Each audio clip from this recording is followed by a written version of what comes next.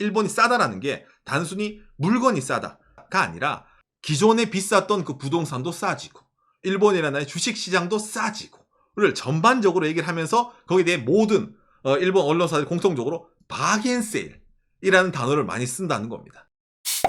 구독과 좋아요, 알람 설정 감사합니다. 일본 미디어가 말하는 저렴한 일본이라는 내용입니다. 예. 저렴한 일본.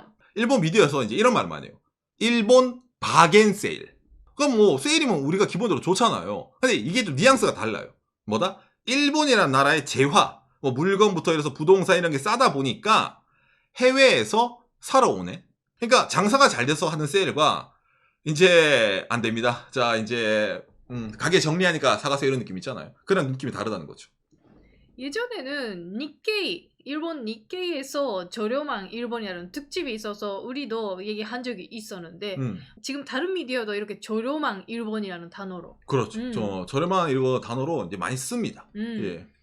그러니까 경제 전문이 아니더라도 일본 각종 미디어가 일본 사람들에게 좀 알라고 여기에서 많이 보도를 하는 편입니다. 그러니까 직접적으로 얘기를 하지 않는데 약간은 순화를 해가지고 이 정도로 얘기하면 알아먹어라 이런 느낌이 있잖아요.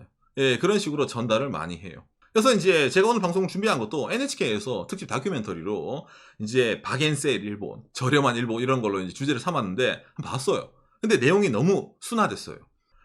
약간 전문가도 나서 얘기를 하는데 나쁜 얘기를 못 하겠는 거야. 웃으면서 이제 이렇게 하는데 이제 좀 말을 못하는 그런 분이 좀 있어가지고 예, 그거 좀 이제 팩트로 여러 가지로 현재 일본 이런 상태고 예, 거기에 대해서 이런 식으로 오고 있는데 이걸 일본 사람들이 어떻게 받아들이냐, 받아들일 수 있냐에 대해서 얘기를 좀 해보려고 합니다. 예, 그래서 먼저 이걸 보면서 얘기를 해보도록 합시다. 바겐 재팬 세계에 팔리는 싼 일본 그 첫 번째 시리즈가 부동산.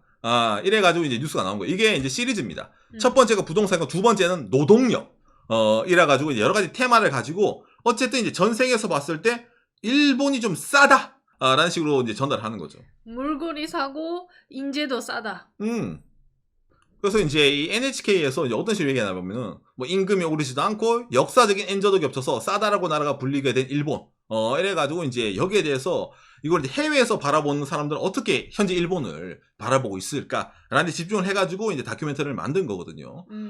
그래서 이제 타이틀이 나온 것처럼 첫 내용에서는 한국어로 번역 이러면은 이제 부동산 업자가 등장을 해가지고 일본의 부동산 투자에 대해서 막 얘기를 하는 거예요. 언뜻 보면 국뽕처럼 볼 수 있어요. 왜냐면은 해외 투자자들이 돈 가지고 뭐예요? 지금은 일본의 부동산을 사야지. 이게 돈이 돼. 일본 사야 돼. 라고 막 인터뷰를 하는 거예요. 근데 내가 처음 봤을 때 야 이거 그냥 국뽕 뉴스를 NHK에서 하는구나. 라고 순간 느꼈어요. 뭐 외국 사람들 일본 땅 갖고 싶어 한다. 그런 식으로 시작이 되는 거예요. 근데 내용을 딱 들어보면 다르죠. 무슨 말? 우리 동네에서는 이 돈 가지면은 한 20평짜리 아파트밖에 못 사는데 일본은 건물을 사네? 이렇게 싼데 이걸 안 살 이유가 있나요? 라고 하면서 뭔가 들어오는 거예요. 그러니까 자기 나라에서 이 돈 가지고 이거밖에 못 사는데 일본 가니까 이걸 살 수 있네? 싸다! 즉 뭐다? 싸니까 투자할 만하다. 라는 식으로 나오는 거예요. 그러니까 처음에는 홍콩, 뭐 싱가포르 아니면 좀 나는 선진국 있잖아. 영국. 그런 사람들이 이제 인터뷰에 나오는 거예요. 그러니까 거기까지는 괜찮은데 보다가 그럴 수도 있어인데 이 내용이 점점 가다 보면은 이제 다른 나라도 등장합니다. 어디요? 말레이시아, 방글라데시. 이제 흔히 말하면 개발도상국 사람들 인터뷰에 들어가가지고 그다음에 중국도 등장을 하죠. 일본 싸다라고 이제 얘기가 나오는 거예요. 그러니까 이걸 NHK가 방송을 하면서 하나 놔둬둔 게 있죠. 뭐 일본은 버블 경제 때 흔히 말하는 뭐 도쿄 긴자에 땅 팔면 뭐 미국 전체를 산다네. 그다음에 미국에 있는 그 뉴욕에 있는 고층 빌딩 일본이 막 사가고 그랬잖아요. 그랬는데 지금은 이런 식으로 있잖아요. 살짝 이제 논리를 바꿔가지고 얘기를 이제 시작하는 거죠. 거기서. 네. 지금은 막 그 선진국이라고 인식할 수 없었다 지금까지 일본 그렇죠. 사람들. 그런 동남아시아 사람들도 싸다 해서 그렇죠. 사러 온다. 그 사는 사람들 있잖아요. 일본은 매력이 있다라고 얘기를 하는데 여기서는 문제점이 생기는 거예요. 무슨 말이냐면은 일본 전문가들이 나와서 말한 거 하나 있는데 무슨 말이냐면 짜자. 한국어로 번역. 이건 작년에 상케이가 한번 이제 뉴스를 친 거죠. 역시 상케이참. 상케이는 이제 이런 거에 이제 열심이죠. 외국인에 의한 토지 취득 문제, 추가 법정비가 필요하다. 무슨 말이냐? 여러분, 일본은 외국인이 땅 사는데 제한이 없어요. 흔히 말하는 내국인과 동일한 기준을 적용을 해가지고 외국인도 토지, 건물, 등을 소유할 수가 있어요. 세금 일본 사람이랑 마찬가지예요. 그러니까 일본에 부동산 투자하는 사람들의 매력은 일본은 외국인과 일본 현지인들이 동일 조건이란 말이에요. 해외에서 봤을 때는 소유를 아예 못하고 막는 그런 데도 있는데 일본은 그런데 아예 제한을 두지를 않네. 예를 들면 있잖아. 그냥 투자 목적으로 사지 마세요. 거주하세요라든지 그렇죠, 그렇지. 그 이쪽 땅은 안 돼요라든지 그런 게 그 제한이 없다고. 그렇죠. 그러니까 이거는 좀 제한을 해야 되는데 일본은 지금까지 여기 무방비였단 말이에요. 왜? 감히 말했잖아요. 그 잘 나가던 일본의 수도권 아무리 뭐 긴자라고 하지만은 일본의 그 땅 비싼 거를 일본 선진국이었는데 이거를 다른 나라에서 살 수 있다고? 살 테면 사봐. 왜? 비싸잖아요. 일본 옛날에. 비싸잖아. 감히 사서 이익을 낼 수 있는 그런 조건이 아니었단 말이에요. 일본이라는 나라의 부동산이라는 그런 거는. 근데 이제는 뭐 시대가 바뀐 거예요. 그러네. 싸졌단 말이야. 환율도 싸고 일본의 버블이 붕괴된 이후로 점점점 내려가요. 그러면 이게 상대적으로 봤을 때 해외 다른 나라는 인플레이션이야. 뭐 영국도 오르고 한국도 오르고 다 오르잖아 기본적으로. 그런데 일본은 오히려 내려간 데도 많이 있네. 지금은 플러스 환율도 N 저잖아요. 더 싸. 즉 뭐 그러니까 뭐야? 바겐 세일이네 일본. 그러니까 기존의 부유층들 뿐만이 아니라 해외에 그냥 있으면서 야 그냥 투자해볼까? 나 요 정도 돈으로 투자해볼까? 뭐가 있을까? 일본. 부동산. 왜? 저점이네. 이런 느낌으로 있잖아 해외에서 봤을 때. 그래서 돈이 우후죽순 들어오는데 그거를 막을 수 있나요? 막을 수 없어요.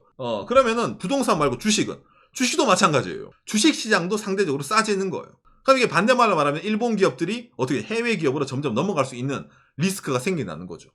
당장 여기 써 있는 것만 하더라도 키엔스, 그 다음에 히타치 등에서 이제 미국이 이제 운영사가 돈 들어와서 이걸 한다. 라는 건 많이 나오고 있기 때문에 일본 전체적으로 좀 이런 게 많이 생기는 겁니다. 일본이 싸다라는 게 단순히 물건이 싸다.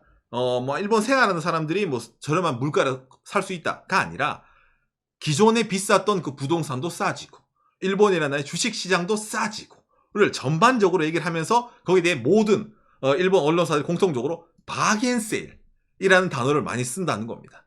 지금까지는 막 그냥 여행 갈 때 일본이 싸네, 저렴한 여행 할 수 있네 그런 이미지는 있었는데 그것뿐만이 아니라 그렇죠. 뭘 살 때도 바겐세일. 바겐세일이다. 예, 이런 식으로 말이 나오는 거예요. 참고로 경제지 다이아몬드 온라인 같은 경우에는 아예 특집을 만들어서 있잖아요. 싼 일본 시리즈 이게. 와 여기서도 싼 나라가 된 일본의 리얼. 이건 또 싼 나라네요. 예, 금년은 선진국 최저레벨 기업은 외자에 대한 판매량 똑같습니다. 싸다 일본. 이거 있잖아요. 그러니까 자기들이 디스하는 거예요. 2탄, 3탄, 4탄, 5탄, 6탄, 7탄, 8탄, 9탄, 10탄에서 기사가 다 따로 있습니다. 뭐 경제지, 그 다음에 뭐 일반 신문, NHK 할 거 없이 이제 다 갖다 쓰는 거예요. 왜? 이거는 진짜 자기들이 보더라도, 언론인들이 보더라도 너무하거든. 일본 사람 느끼기엔 기분 나쁘잖아요.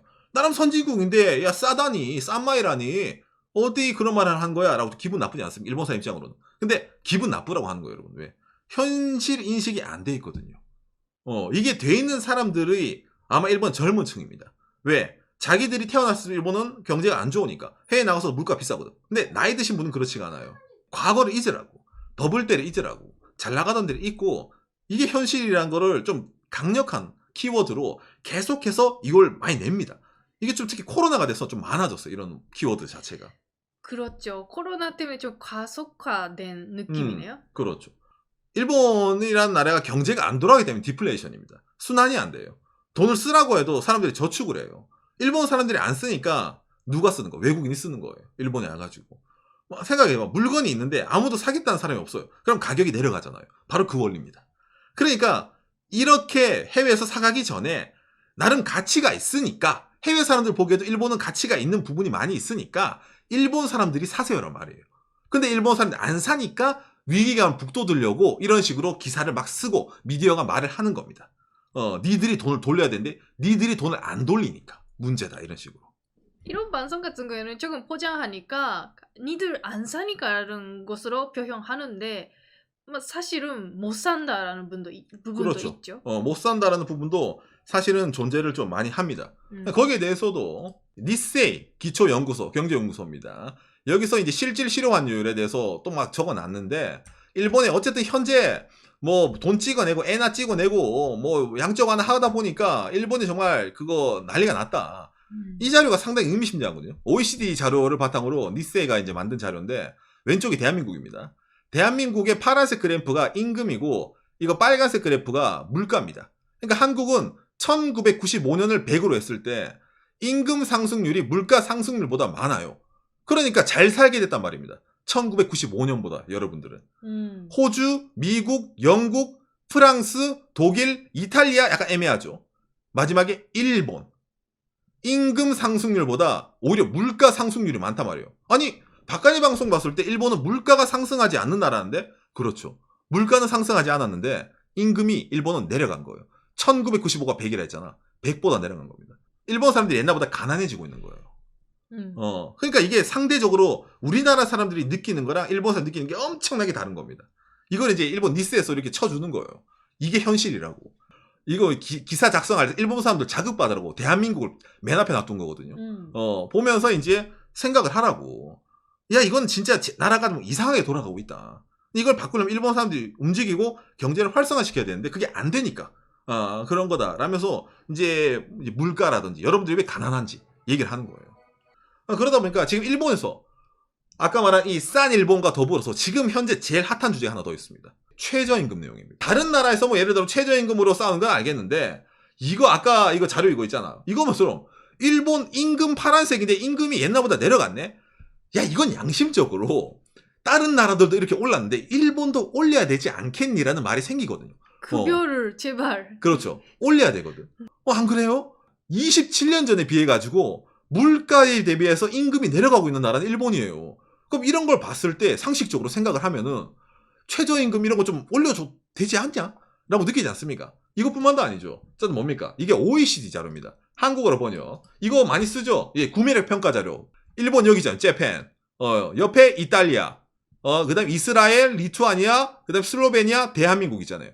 예, 구매력 하면 대한민국이 일본보다 구매력이 더 세죠. 그러니까 이런 자료들이 넘쳐나는데 일본에서 아직까지도 이런 말 나오면은 중소기업이 어쩌고 기업들이 장사하기 힘들고 일본은 아껴야지 잘 살죠. 아껴야죠 여러분. 다 같이 고생 분담합시다. 라고 하는 게 일본이에요. 그리고 그 최근 경제방송에서 이런 말도 있었잖아요. 어차피 급여를 올려도 그 물건 가격이 올라가니까 그렇죠. 상관이 없잖아. 그렇죠. 의미가 없잖아. 의미가 없다고. 근데 그러려고 올리는 건데 최저임금 올리고 전체적으로 임금 상승해가지고 물가를 올리라고. 왜? 일본은 디플레이션이니까. 일본은 물가가 안 오르니까. 그걸 의도적으로 올리려고 임금 올리고 일본은 해야 되는데 근데 그걸 또 말하면서 반대를 한단 말이야. 물건 가격 오르니까 안 된다고. 궤변이 엄청납니다. 현재 일본에서. 그러니까 이게 아직까지도 사회적으로 좀 이제 잘 안 돌아가요. 일본이라는 나라가.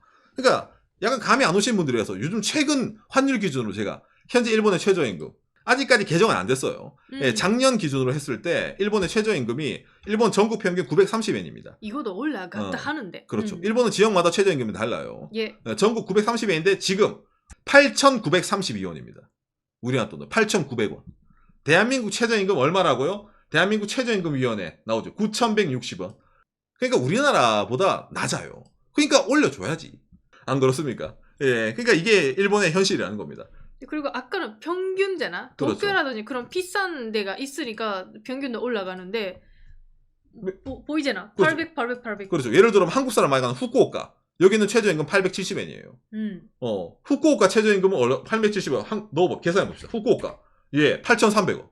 후쿠오카에서 알바한 사람들은 여러분 1시간당 최저임금 이 정도예요. 차라리 한국에서 서울에서 알바한 게 더 낫지. 주휴 넘으면 한국이 훨씬 올라가거든요. 사실 아까 저 가게에서. 이게 일본의 현실이에요. 그러니까 아까 말한 오늘 이 토탈하면 뭡니까? 부동산도 싸고 주식시장도 싸고 임금도 싸고 최저임금도 싸네? 야, 진짜 일본 전체가 바겐세라고 있네. 라고 이런 미디어가 치는 게 괜히 치는 게 아니겠죠. 이게 딱 현실이란 말이에요. 모든 사람들이 자 이러면은 다 같이 맞대가지고 여기에 대해서 경제를 어떻게 순환시킬까? 환율 이대로 괜찮나요? 일본 사람들 돈을 집에 쟁여두고 있지 않습니까? 현찰 뭉치, 일본의 금고에 돈 박아두고 있지 않습니까? 그걸 풀어야 되지 않습니까? 투자해야 되지 않습니까? 라든지 있잖아요. 여러 가지 논의가 나오는데 그거를 잘 하기 힘드니까 좀 뭔가 자극적인 단어로 일본 사람들 제발 좀 눈치채 주세요. 현재 일본이 이런 상황입니다라는 단어를 바겐세일로 나타낸 게 지금 일본의 미디어라는 겁니다. 예. 그래가지고 제가 오늘은 뭐 바카이 방송에서도 이런 비슷한 내용을 좀 많이 다루는데 좀 토탈적으로 거기다 또 NHK도 이제 못 참아가지고 일본 미디어에서 경제 잡지만 옛날에는 경제 잡지만 이런 얘기 했는데 이제는 일본의 기존의 일반 사람들이 보는 미디어도 도저히 못 참으니까 여기에 대해서 얘기를 해가지고 들고 와봤습니다. 여러분들의 참고가 됐으면 좋겠네요.